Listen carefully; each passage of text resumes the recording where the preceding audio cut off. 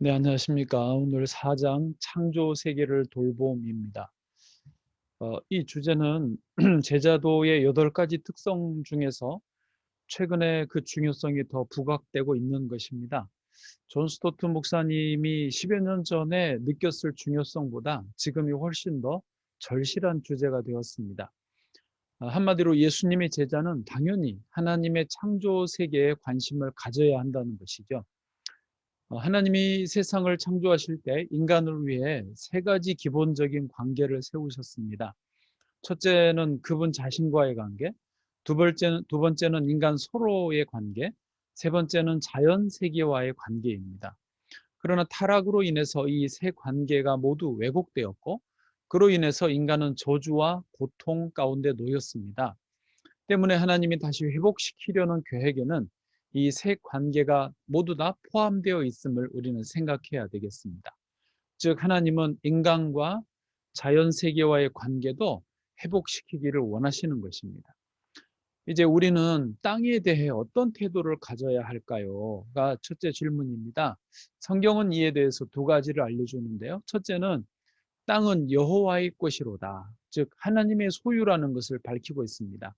시편 24편 1절 땅과 거기에 충만한 것과 세계와 그 가운데 사는 자들은 다 여호와의 것이로다. 아멘. 두 번째는 땅은 사람에게 주셨도다입니다. 즉 사람에게 위임하셨다는 것입니다. 시편 115편 16절 하늘은 여호와의 하늘이라도 땅은 사람에게 주셨도다. 아멘. 예, 이 두 선언은 서로 모순되기보다는 보완적입니다. 하나님이 땅에 대한 소유권을 다 포기하셨다는 의미가 아니라 우리가 그분을 대신하여 땅을 보존하고 개발하도록 책임을 맡기셨다라는 의미입니다. 그리고 두 번째 질문, 그러면 우리는 땅과 어떤 관계를 맺어야 할까요? 입니다. 첫째, 자연을 신격화하지 않아야 합니다. 범신론자들은 창조주와 창조 세계를 동일시하는 실수를 저질렀습니다. 또 정령 숭배자들은 자연 세계를 영들의 거처로 여기는 실수를 범했습니다. 또 뉴에이지 가이아 운동은 자연은 스스로 충족되고 조정되고 영속하는 메커니즘이 있다고 주장했습니다. 그러나 이런 것들은 모두 창조주 하나님을 모욕하는 것입니다. 자연에 대한 올바른 기독교적 시각은 이것입니다. 자연 세계는 창조주가 아니며 창조주가 만드셨기에 자연 세계를 존중하는 것이다. 예, 이 의식을 가지시기 바랍니다. 둘째, 자연을 착취하지 않아야 합니다. 창세기 1장의 말씀을 오해하여서 마음대로 파괴해도 되는 줄 아는 사람들이 있습니다. 창세기 1장 28절 하나님이 그들에게 복을 주시며 하나님이 그들에게 이르시되 생육하고 번성하여 땅에 충만하라 땅을 정복하라 바다의 물고기와 하늘의 새와 땅에 움직이는 모든 생물을 다스리라 하시니라. 예, 이 말씀의 참뜻은 땅에 책임 있는 청지기가 되라는 것이었습니다. 셋째로 자연을 잘 돌보기 위해서 인간은 하나님과 동역하여야 합니다. 하나님은 에덴 동산을 만드시고 그것을 아담에게 맡겨주셨습니다. 창세기 2장 15절이죠. 여호와 하나님이 그 사람을 이끌어 에덴 동산에 두어 그것을 경작하며 지키게 하시고 아멘. 이것을 조금 표현이 낯설지 모르지만 문화명령이라고 합니다. 인간이 자연을 통해서 이루어내는 일이 결국 문화가 되기 때문이지요. 그래서 문화명령입니다.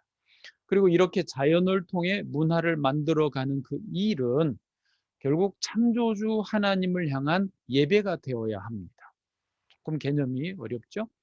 그러므로 어쨌든 자연 세계를 돌보는 인간의 일이 아무리 중요할지라도 창조주 하나님을 향한 인간의 예배보다 더 우선시 되어서는 안 됩니다. 창세기를 잘 살펴보면요. 하나님께서 안식일을 주셨습니다. 그래서 인간으로 하여금 땅의 모든 일을 그치고 하나님을 예배하도록 하셨습니다. 그래서 생각해 보면 안식일은 우리 인간을 괴롭히는 것이 아니라 오히려 지켜주는 것입니다.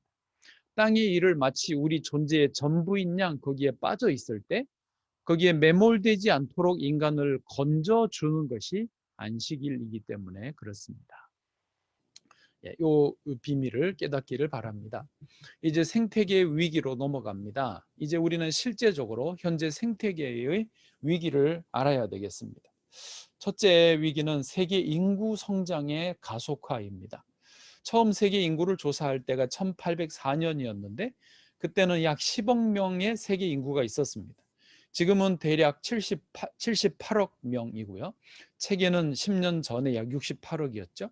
그리고 2050년에는 100억에 육박할 것으로 예상됩니다. 둘째 위기는 지구 자원의 고갈이에요. 화석 연료, 산림, 깨끗한 공기와 물, 이를 제공하는 숲과 생물종들, 대양의 플랑크톤 등등이 파괴되고 오염되어 가면서 고갈되고 있습니다.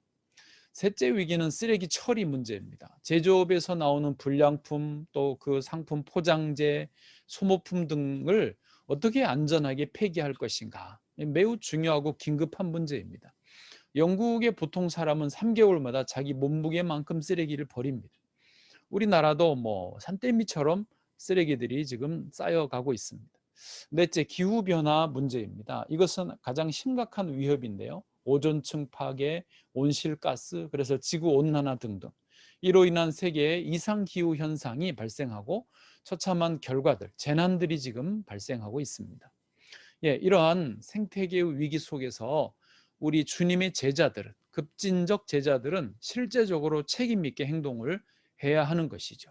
예를 들면 어디서든지 가능하면 환경 친화적인 에너지를 선택하는 것이죠. 또 불필요한 기기는 전원을 꺼놓습니다. 이게 전기 요금의 문제도 있지만 그보다는 자원 때문에 꺼야 하는 것이죠. 또 가능한 한 윤리적으로 건전한 정책을 갖고 있는 회사의 그 기업의 상품을 구매하는 것이죠. 또 환경보호협회에 가입합니다. 또 지나친 소비와 불필요한 낭비를 피하고 가능한 한 재활용을 합니다.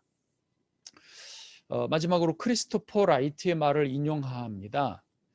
하나님을 사랑하고 예배한다면서 또 예수의 제자라고 주장하면서 그분의 소유인 이 땅에 관심이 없는 그리스도인들이 있다는 것이 나는 너무나 불가사의다.